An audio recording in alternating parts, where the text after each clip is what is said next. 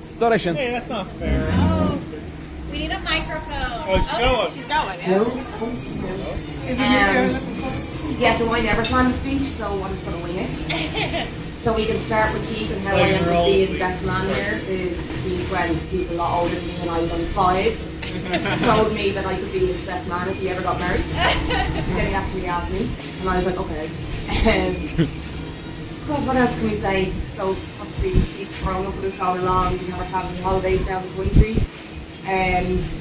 One time we were playing chasing, if you remember this Keith, my sister Margaret fell down a hay bale and was stuck down there for about 4 hours. Couldn't get her out.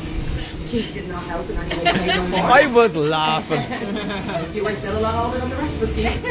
You should be the responsible adult. No, and then obviously Keith met Sorcha, and they're an absolutely lovely couple. We have to thank Pamela and Ida for that because they brought the two of them into this world. They're absolutely lovely together.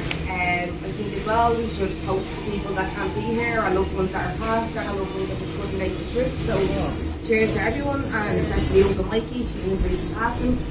And then the last story that I'll finish with is when we actually went out for Uncle Mikey's 70th. And we were absolutely disgracefully drunk.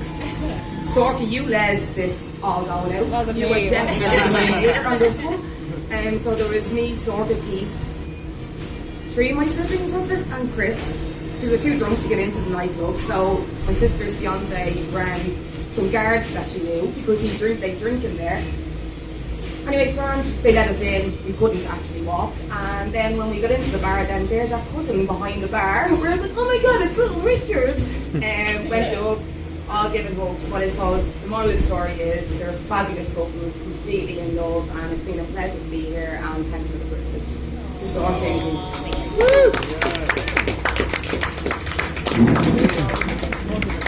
Thanks very much. Anybody knows that I am not a woman of few words, and I don't know how to keep a long story short at all. So to try and keep manners on myself, I wrote out a speech, kept it, but it is a full page, so get a drink, make yourself Front and back. Front and back, 10 pages, 10 pages. So I suppose when Sorcha asked me if I wanted to say a few words, I did my best to try and prepare for it properly. So I turned to the only source of truth that you can absolutely go to, and as Keith would agree with me, it's Google. Of course. So I went on to see, well, what can I do to help me prepare? And everything that came up was all of the don'ts.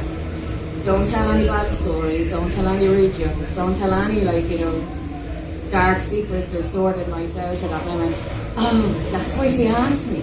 But if I tell any stories, I'm implicating myself in. So I was like, nicely played.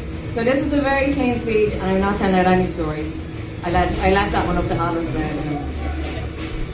So on to my internet findings, and I have to read this out there now because I didn't learn it off. So, as you can see, I'm shaking. So, on to my internet findings. The greatest marriages are built on teamwork, mutual respect, and a healthy dose of admiration. And I think this quote is very apt when we're speaking about Keith and Sorcha. They're a couple who constantly push and support each other to be their very best versions of themselves. They are the other one's biggest fans and encourage each other to pursue their wildest dreams. It's very difficult to find someone who matches your energy like that, and when you do, you hold on to them tight. When I first met Keith and Sorcha, they had absolutely no interest in marriage whatsoever. It was the furthest thing from what they believed in. And this fact would always entertain Gavin to no end, especially the fact that Sorcha was a wedding celebrant herself. Then the night came where we received a text message, and in typical Sorcha fashion it said, we're engaged, it's not a big deal, it's purely for practical reasons.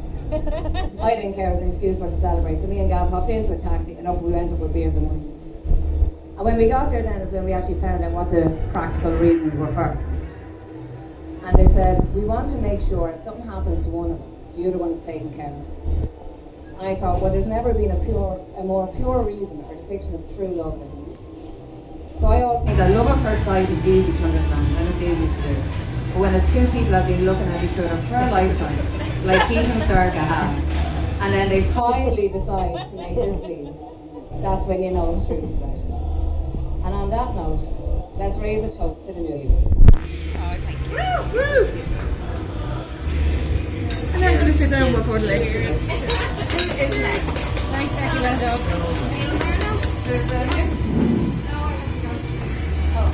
come with this then. Will I do some airport music while we're going? Do do do do do do do do. Tommy?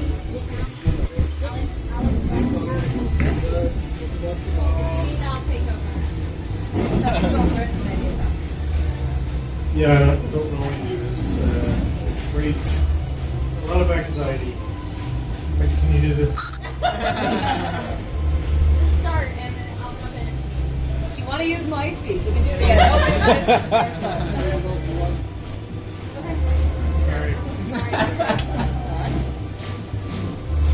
I can't do his terrible Irish/American accent, so.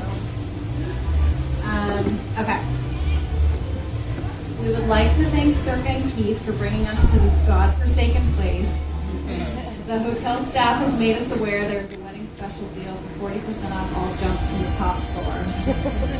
But they kindly ask that you dress formal with casual shoes or formal sandals, sneakers, and a dress shirt with sleeves.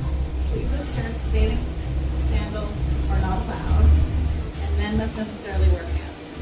And they recommend arriving early to avoid the queues. It's been great meeting Burke and Keith's friends and family the last few days. I'm grateful it's been in small doses due to the size of the place. You all have been very entertaining and are a revelation in the marketing for the use of sunscreen and the purchasing of travel insurance.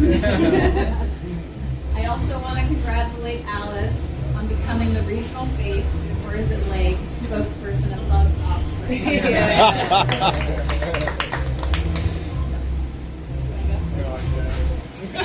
Go on, go on, go on. I'm very happy to be Sorcha's best man / best woman, or best femme, whatever they say nowadays. I would have worn a dress if she asked, so you won't miss that. I also would have liked to have thrown her a bachelorette party, but let's be honest, she would have hated anything I planned, and probably me too. I probably would have pulled a key and not shown up, so probably best nothing was planned. A little bit about how Sorcha and I met. We were about 15 on a scouts trip when I first met her in her cool Malcolm X hat. I think her mom sent her to scouts in Dublin to keep her out of trouble. Yeah, that didn't work.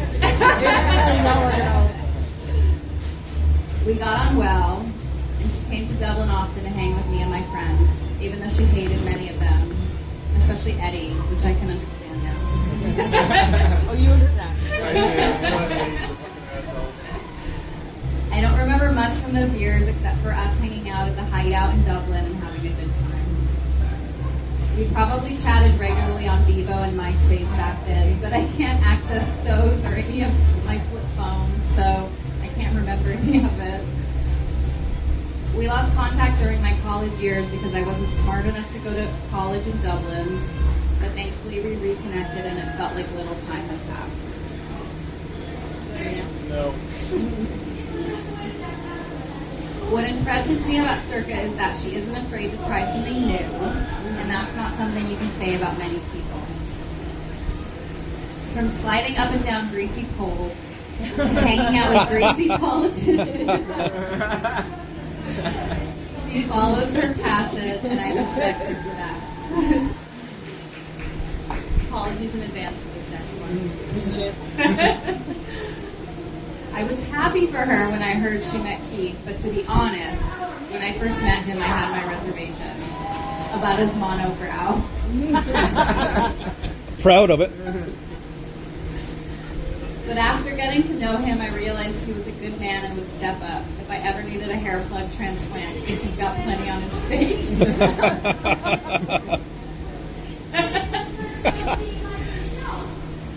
Sorcha and I have been in different countries for most of our friendship, but she has always been there for me when I need it, so that I can complain about my family, my son, especially my wife, and from now on, Vicky's mother. She is a great friend, and I probably don't tell her nearly enough.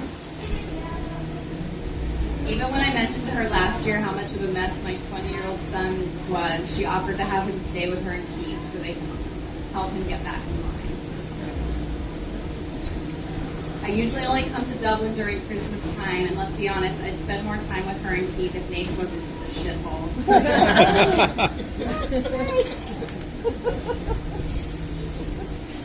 Even more so now that I know that Bex and Gavin live there too. Wait till we bring you to the card love. Anyways, I wish you both nothing but happiness, and I'm glad we could all get together to celebrate the tolerance you have for each other. And with that, I'd also like to give a special shout out to ChatGPT for helping me write this speech.